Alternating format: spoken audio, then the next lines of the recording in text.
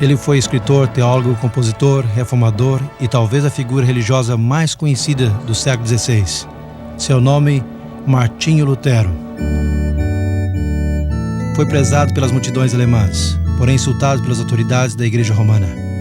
Filho de um mineiro rico, explorador de cobre, chegou a talvez ser o principal motivador do maior dos períodos religiosos, sociais, políticos da história europeia. A Reforma.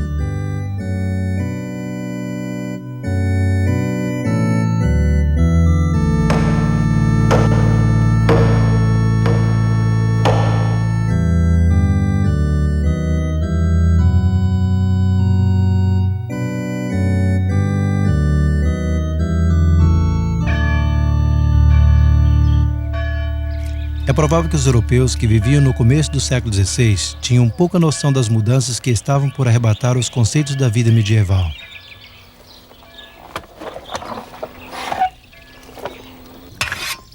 Calcula-se que 80% deles ainda cultivavam a terra do mesmo jeito que os fizeram seus antepassados por 1000 anos. Contudo, os sinais denotavam que uma mudança era iminente. A invenção da imprensa por Johann Gutenberg, a elaboração do papel e o espírito geral de investigação que a Renascença fomentou.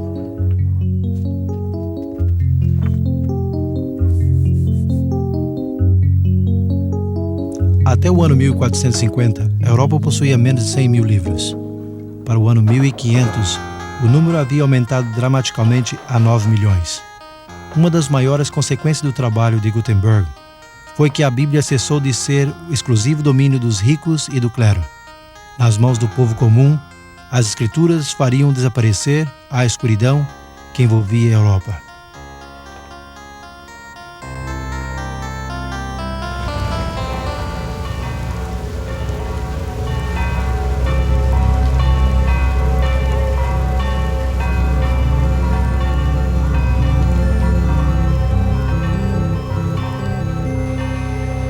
Elevando-se acima dos reis e seus súditos, encontrava-se a igreja medieval. Esta era o centro de influência de cada aldeia, cidade e corte no cristianismo. Mas apesar de todo o seu domínio sobre as pessoas, havia algo errado com esse sistema político-religioso.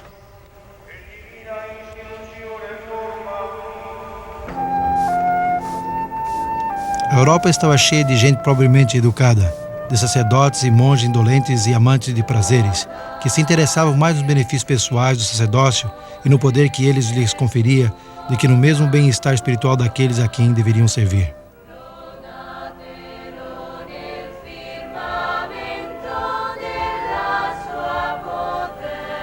Os bispos e abades rivalizavam com os reis na suntuosidade de suas residências.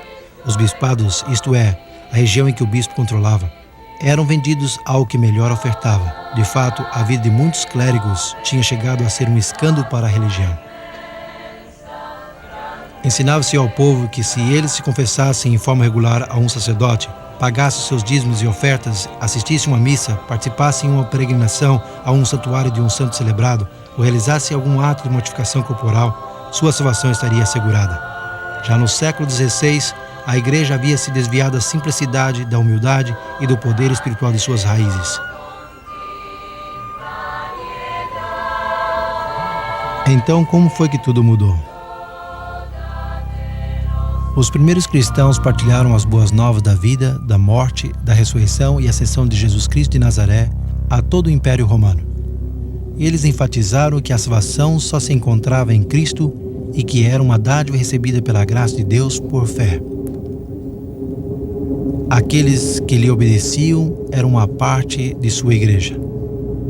Mas logo essa igreja chegaria a ser um forte sobre-ataque. No princípio, a agressão veio da parte externa. Os imperadores romanos como Nero, Trajano e Diocleciano assassinaram milhares de cristãos por sua fé. Aqui no Coliseu, por exemplo, os cristãos foram lançados nas feras para serem despedaçados, enquanto a multidão aplaudia freneticamente.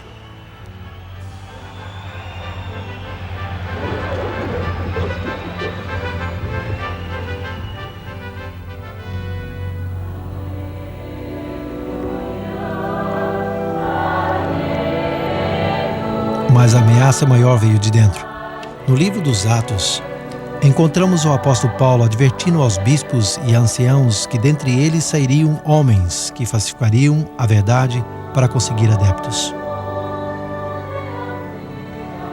Na segunda carta aos Tessalonicenses, ele também alertou a igreja da futura rebelião interna que revelaria o que ele chamou o homem do pecado, que se oporia e se exaltaria sobre tudo o que se chama Deus ou se adora.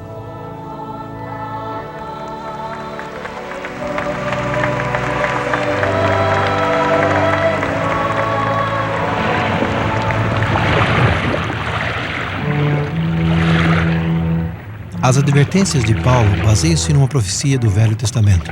Séculos antes, o profeta Daniel, no 7º capítulo de seu livro, descreveu a ascensão de 4 impérios mundiais simbolizados por 4 bestas que saíram do mar. Um leão, um urso, um leopardo de 4 cabeças e uma 4ª besta horrível com 10 chifres. Ele contou como o 4º império seria o mais forte de todos, mas que seria dividido em 10 reinos menores.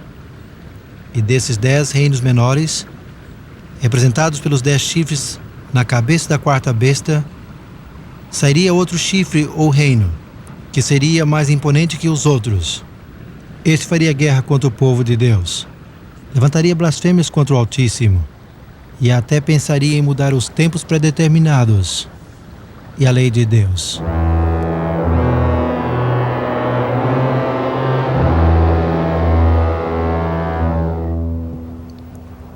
O comentário sistemático mais antigo sobre o livro de Daniel foi escrito por Hipólito, um brilhante erudito do 3º século. Ele foi um dentre os que identificaram a Roma como o 4º grande império da profecia de Daniel.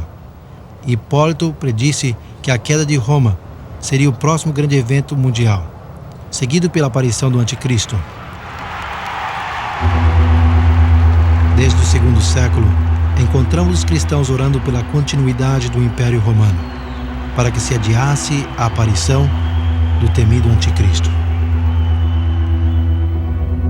Cumprindo a predição, esse poder surgiu dentro do Império Romano. Dentre os bispos que haveriam sido nomeados líderes da igreja em diferentes regiões, o bispo de Roma gradualmente assumiu o papel principal. O pastor de Roma, a rainha das cidades, chegou a ser o rei dos bispos.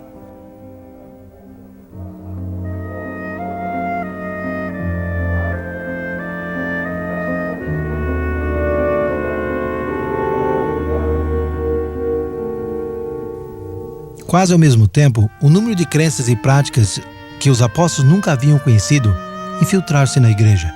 Introduziu-se a veneração aos anjos, aos santos e a adoração às imagens e relíquias. A observância do domingo, pouco a pouco, substituiu a do 7º dia, o sábado. A doutrina do purgatório foi estabelecida e as orações eram dirigidas a Maria e aos santos.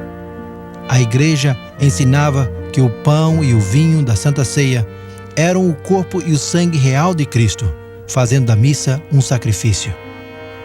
A confissão dos pecados ao sacerdote tomou o lugar da oração simples e direta do crente a Deus para obter perdão. E a igreja somente outorgava perdão àqueles que tentavam expiar os seus pecados através de penitências.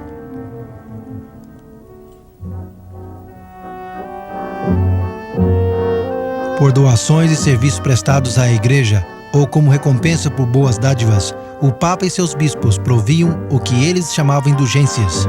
Essas podiam reduzir até eliminar o sofrimento dos pecadores no fogo do purgatório.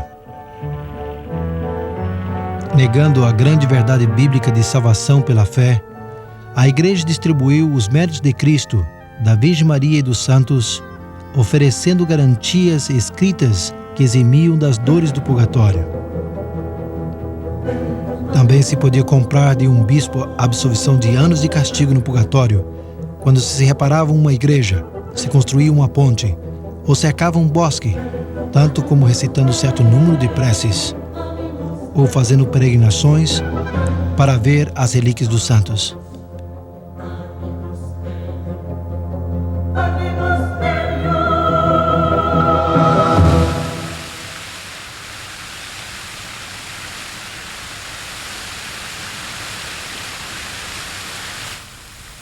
Pouco depois da eleição do Papa Leão X, Michelangelo apresentou-lhe com um desenho determinado da Basílica de São Pedro em Roma.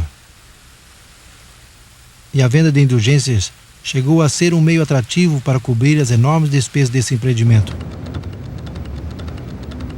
Na Alemanha, o Papa encomendou as vendas ao persuasivo monge dominicano João Tetzel. A chegada de Tetzel à fronteira de Saxônia perto de Wittenberg em 1517 desencadearia os eventos que sacudiriam os mesmos fundamentos da Igreja de Roma.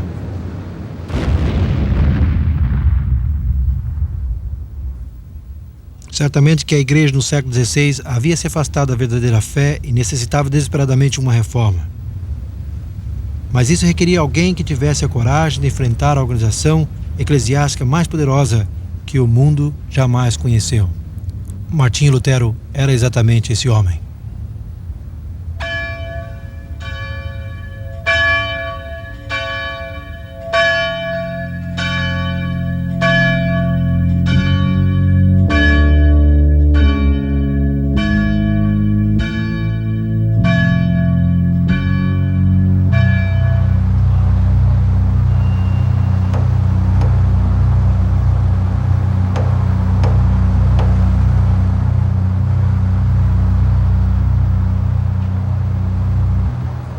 Foi na véspera do Dia dos Santos, no dia 31 de outubro de 1517, que Martinho Lutero decidiu cravar as suas 99 teses na porta da igreja de Wittenberg. A sua decisão não poderia ter sido melhor, porque no dia seguinte os peregrinos se congregariam na igreja para ver a extensa coleção de relíquias sagradas que pertenciam a Frederico o Sábio, reitor de Saxônia. Em exposição, havia um fragmento de madeira, supostamente da Arca de Noé, um pouco de fuligem do ardente forno de Babilônia, um pedaço de madeira da manjedoura de Jesus, alguns pães da última ceia, um galinho da sarça ardente de Moisés e mais 19.000 ossos santos. Mas o mais importante era que ver esses artefatos resultava em indulgências para a redução do purgatório até 1.902.202 anos e 270 dias.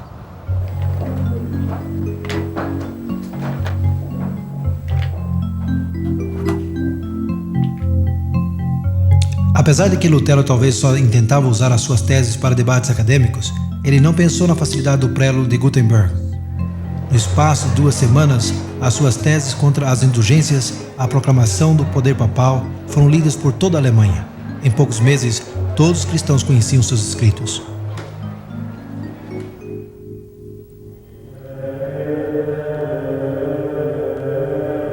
Para Lutero, só a ideia das indulgências era repugnante, pois sendo ainda um monge inexperiente, ele havia chegado a um esgotamento mental e físico, pelo seu ardente esforço para alcançar o perdão dos seus pecados. Se alguma vez um monge pudesse chegar ao céu pela vida monástica, seria eu. Mas ao ler o Novo Testamento, ele descobriu algo surpreendente. Foi descobrir que o perdão dos pecados é uma dádiva de Deus, e não algo que se compra ou se ganha. O reconhecimento dessa exultante verdade da salvação pela fé chegou a ser a pedra angular da Reforma e fez com que Lutero reconhecesse que o clero nunca poderia ser o mediador entre Deus e seu povo, como a Igreja ensinava e praticava. De onde emanaram essas convicções? Não foi por decreto dos papas ou concílios, senão pelo estudo da sola Escritura, da Escritura somente. No entanto, a autoridade papal deu pouco mérito às crenças desse diabo vestido de monge. Ele foi excomungado em junho de 1520 e os seus escritos foram condenados ao fogo.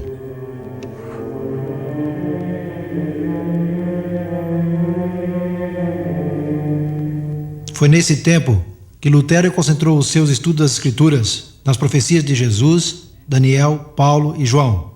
Com respeito à ascensão do Anticristo, os capítulos 7 e 8 de Daniel e a descrição de Paulo sobre o homem do pecado, em 2 Tessalonicenses 2, receberam atenção especial.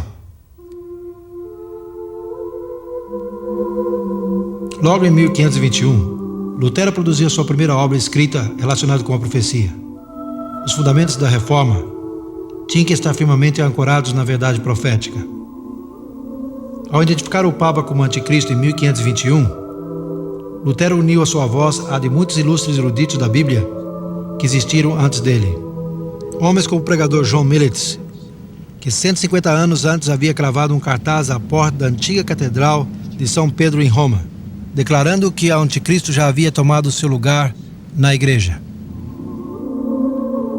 Poucas coisas neste mundo são mais poderosas que a verdade profética em tempo de cumprir-se. Sendo fortalecido pelas profecias de Daniel, Lutero estava agora preparado para a sua hora mais brilhante. Ao fim de março de 1521, ele recebeu uma citação do novo imperador do Sacro Império Romano Carlos V para comparecer diante dele na dieta ou parlamento que se convocaria na cidade alemã de Worms. Sentado com os 3 de seus amigos sobre a palha de uma carruagem emprestada, ele entrou na cidade onde a multidão deu-lhe as boas-vindas. Me pergunto como o tivessem tratado hoje. A audiência tomaria lugar num local perto da grande catedral. O que uma vez foi um majestoso edifício já não existe. Mais de 400 anos atrás era uma estrutura magnífica para essa assembleia. Hoje só existe um jardim, mas o lugar foi marcado por esta placa.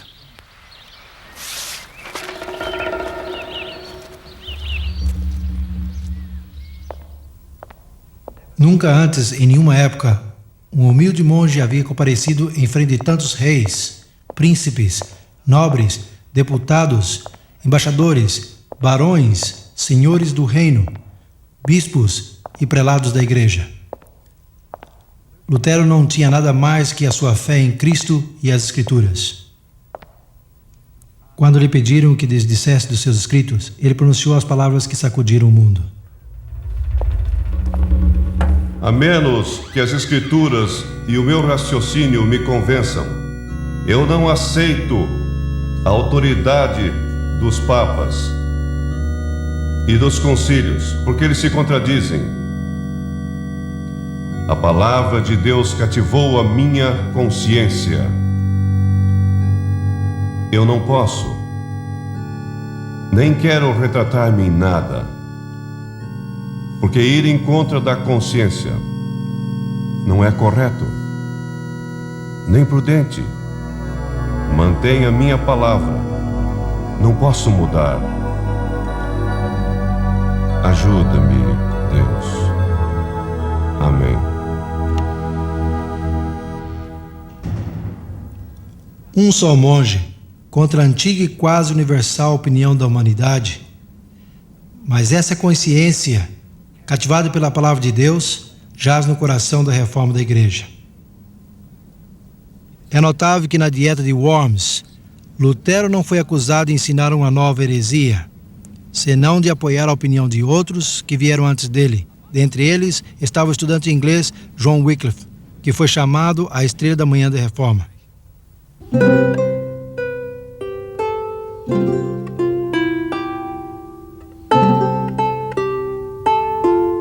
Wycliffe dedicou-se ao estudo da verdade conforme ele encontrou nas escrituras em latim.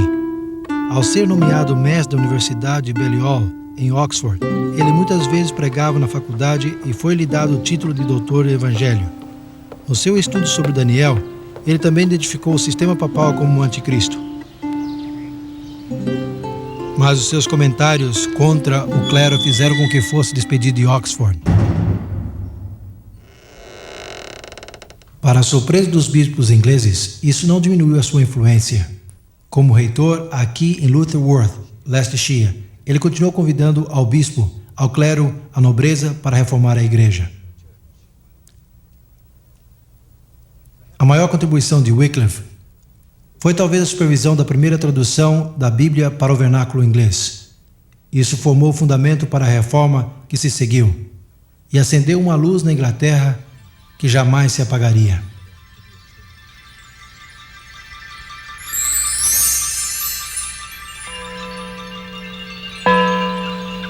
Wycliffe faleceu em dezembro de 1384, ao sofrer um ataque enquanto dirigia uma santa ceia aqui em sua igreja.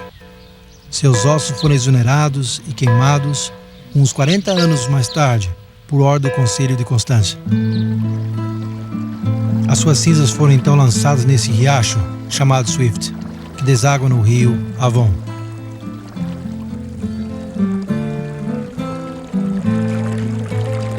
Rio Avon ao Sevna, o Sevna até o mar, assim como a obra de Wycliffe, como as águas se estenderá.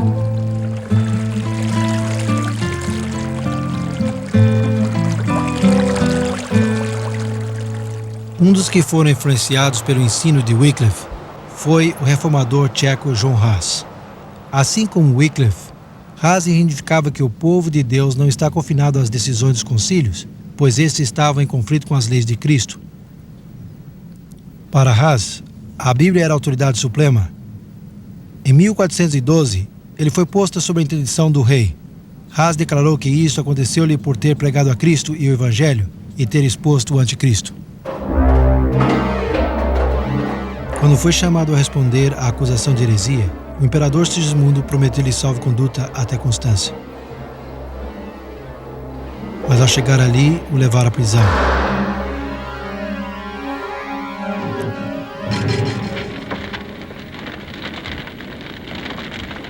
O mesmo concílio de Constância que havia ordenado a exumação dos restos de Wycliffe condenou Hus à fogueira no dia 6 de julho de 1415.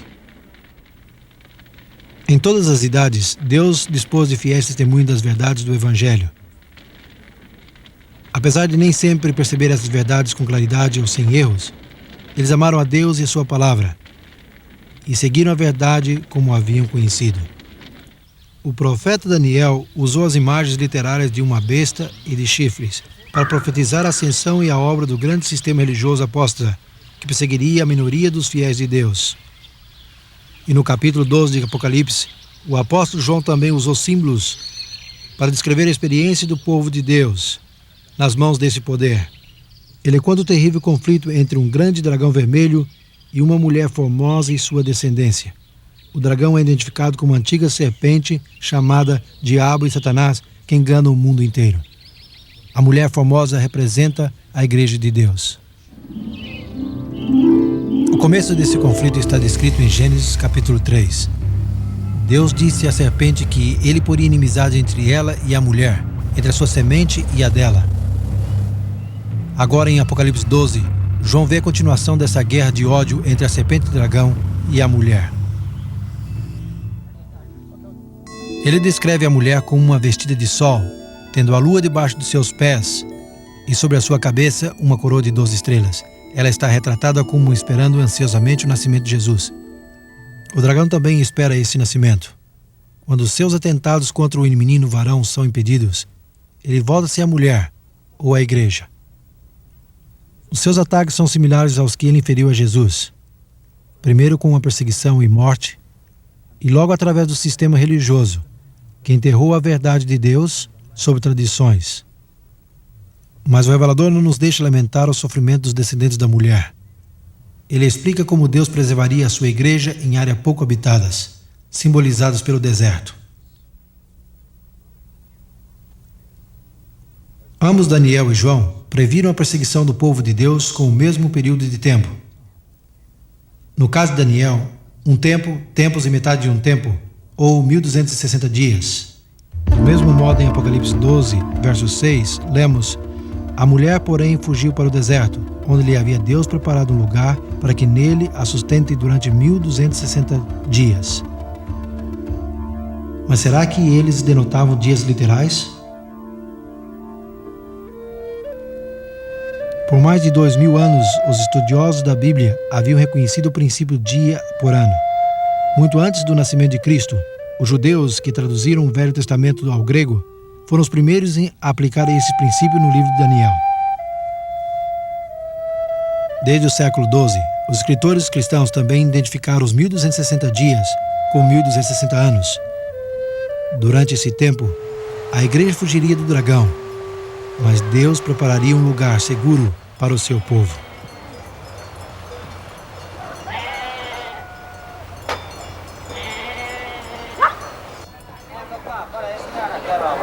Um dos lugares onde as verdades do Novo Testamento foram preservadas do crescente poder do bispo de Roma foi no norte da Itália.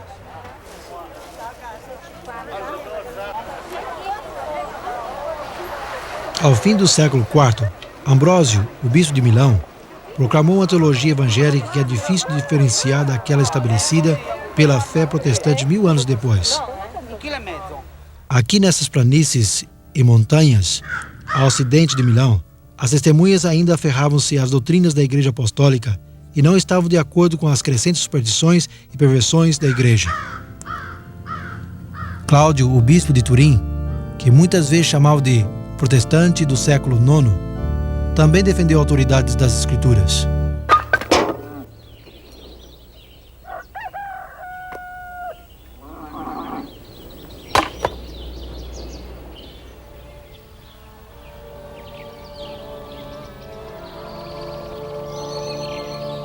Estes vales e montanhas de cercania chegaram a ser um refúgio para talvez as testemunhas mais antigas representando a igreja no deserto, os valdenses.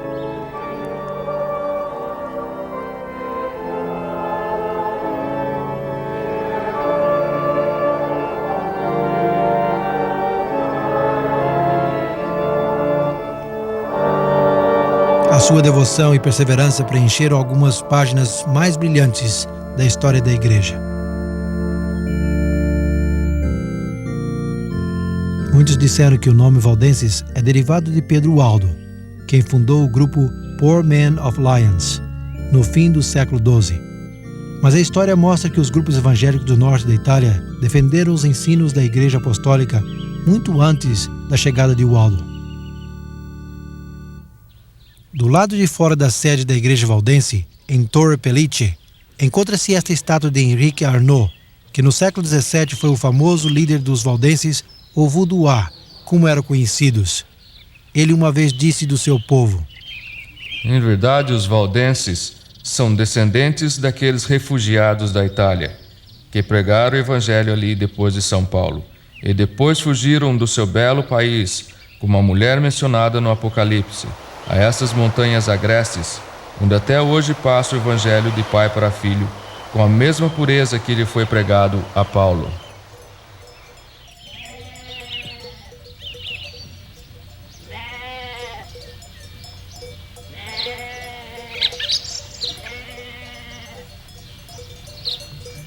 Os historiadores afirmam que nem a engenharia mais avançada poderia ter adaptado esses vales de melhor maneira para o propósito de oferecer refúgio aos fugitivos. Cada um se une ao outro com uma sequência de câmaras entrelaçadas que juntas formam uma única fortaleza de incrível resistência. E foi para esta fortaleza, preparada por Deus, que os valdenses fugiram durante os 1260 anos de supremacia papal.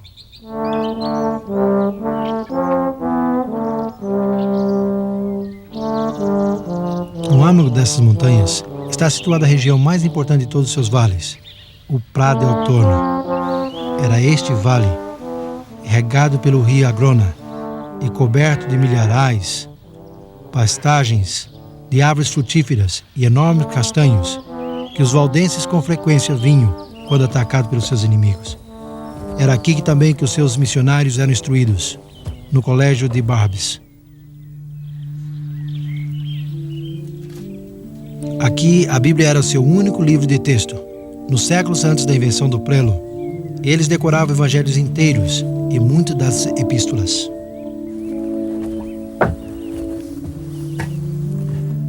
Aqui, sobre esta antiga mesa de pedra, os estudantes de Barbes, um após outro, transcreviam as escrituras ao vernáculo romântico, pois os valdenses foram um dos primeiros povos da Europa em obter a tradução das escrituras.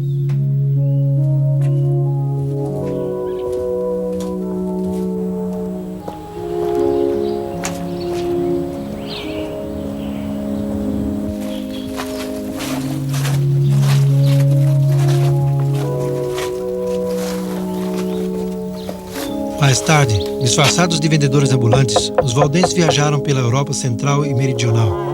Ocultando cópias do Novo Testamento em suas roupas, lhes era possível deixar aos seus clientes mais que apenas conforto material.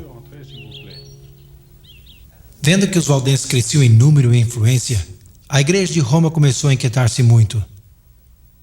Reconheceu que, se permitissem a expansão do movimento, chegaria a superar tudo aquilo que Roma havia levado séculos para realizar. A terrível fúria dos inquisidores papais começou a princípios do século XIV. Os simples e pacíficos valdenses chegaram a ser parte da Igreja do Deserto, como João, o Revelador, tinha predito. Mas assim como a mulher do Apocalipse 12 foi socorrida pela terra, e a terra abriu a boca e engoliu o rio que o dragão tinha arrojado de sua boca, assim as montanhas protegeram os valdenses durante as cruzadas contra eles.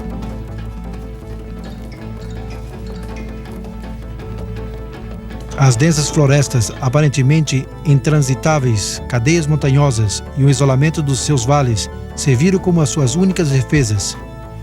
Quando as suas aldeias e igrejas foram periodicamente destruídas, as muitas cavernas entre as rochas vieram a ser as suas casas e catedrais. Esta caverna encontra-se no Vale de Agrona, não muito longe de Pra del Torno. É conhecida como a Igreja da Caverna, e não é muito difícil ver porque os inimigos dos valdenses tinham dificuldade para encontrar esconderijos.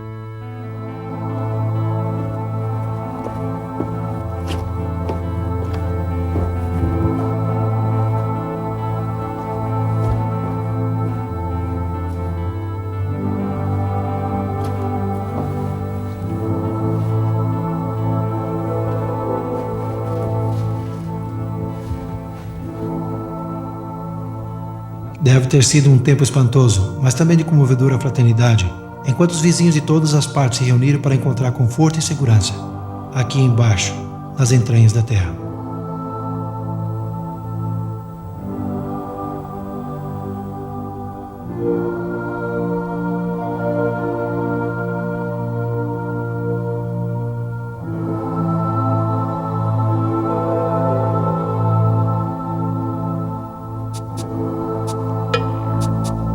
Em 1487, apenas 4 anos depois do nascimento de Lutero, o Papa Inocente VIII decidiu purificar os vales de seus habitantes, prometendo a remissão de todos os pecados daqueles que se alistassem para a cruzada. Ele prosseguiu, formando um grande exército sob o comando de Alberto Catânio. Catânio acampou o seu exército à raiz do Castelluccio, perto da Torre de Pellice, a capital do vale. Esperando impedir o desastre, os valdenses mandaram 2 dos seus homens para encontrá-lo. Se os valdenses esperavam intimidar a Catânio com um acesso direto, eles estavam equivocados. Dividindo as suas forças em 2, Catânio mandou uma companhia para o Vale de Pellice para atacar as aldeias de Villaro e Bobbio e para forçar os habitantes a fugir para as montanhas. Ele ordenou a outra companhia a seguir pelo Vale de Agrona até Pra del Torno, onde esperava encontrar-se com os outros. No entanto, o caminho para o Pra estava quase bloqueado pela barricada. Isto era uma muralha íngreme que cruzava o vale, e a única entrada era uma trilha tão estreita que apenas 2 homens podiam cruzá-la lado a lado. Hoje é suficientemente espaçoso para que o trânsito passe.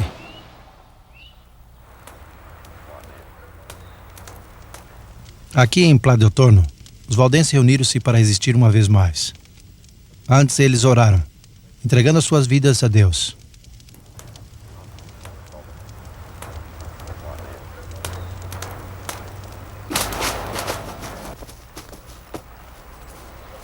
Enviaria Deus um anjo para bloquear o caminho do invasor? Ou se extinguiria a chama vacilante da verdade de Deus para sempre?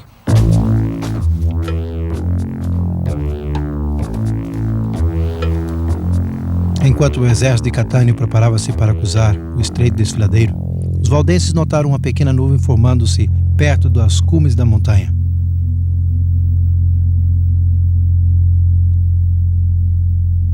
A nuvem cresceu e escureceu-se rapidamente, até finalmente cobrir o vale. A densa névoa causou confusão imediata.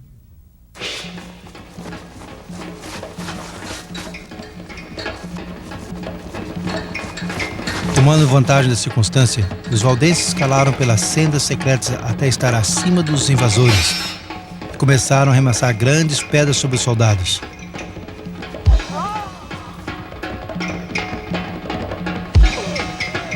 Em meio do pânico resultante, as forças de Catânio começaram a lutar entre si, até que quase nenhum homem restou.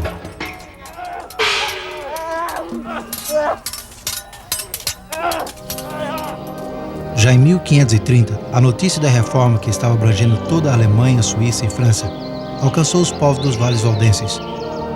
Chegou num tempo quando eles eram poucos e estavam desanimados, mas ouvir desse novo exército de campeões lhes fez lembrar as glórias passadas. Os reformadores suíços também se alegraram ao descobrir uma igreja biblicamente firme, com uma história tão longa. Decidiu-se convocar uma Assembleia Geral para determinar a relação entre a Igreja dos Alpes e a Reforma. Em 1532, a histórica Assembleia reuniu-se em Chanfron, esse campo aberto, perto de Pla del Torno. Embora nem todos concordaram em todos os pontos da doutrina, a preeminência da Bíblia foi reafirmada. Os valdenses prometeram cooperar com a reforma traduzindo as escrituras ao francês. A tarefa caiu sobre o Leviton, um parente de João Calvino. Constituía um presente apropriado de parte de uma igreja que devia a sua existência através dos séculos à estrita fidelidade aos princípios básicos deste livro.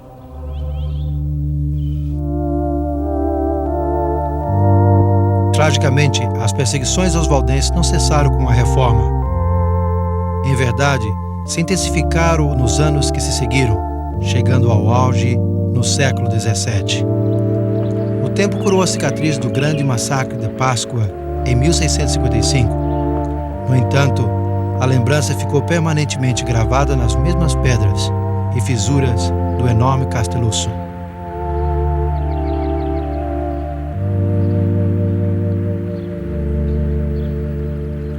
Esta placa indica a posição da caverna à raiz do Castelusso, que tantas vezes protegeu o povo valdense durante as perseguições. No final de abril de 1655, os povos dos vales fugiram ao seu refúgio uma vez mais. Mas esta vez, os descobriram. Um por um, homens, mulheres e crianças foram arrastados das profundidades e lançados ao terrível precipício.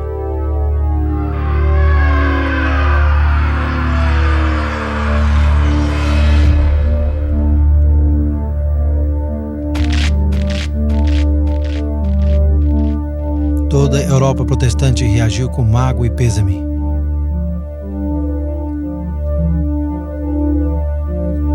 O cego poeta inglês John Milton escreveu um dos seus mais poderosos sonetos em lembrança dos mártires do Castelusso. Vinga, ó Senhor, os teus santos massacrados, cujos ossos jazem espalhados nas frias montanhas alpinas. Eles que guardaram a verdade antiga tão pura, quando nossos pais adoravam troncos e pedras. Não te esqueças. Em teu livro grava os gemidos dos que foram as tuas ovelhas, e no seu velho aprisco, mitigados pelos piamonteses sanguinários, que lançaram mães e crianças ao abismo de pedras. Seus lamentos os vales repetirão aos montes, e estes ao céu.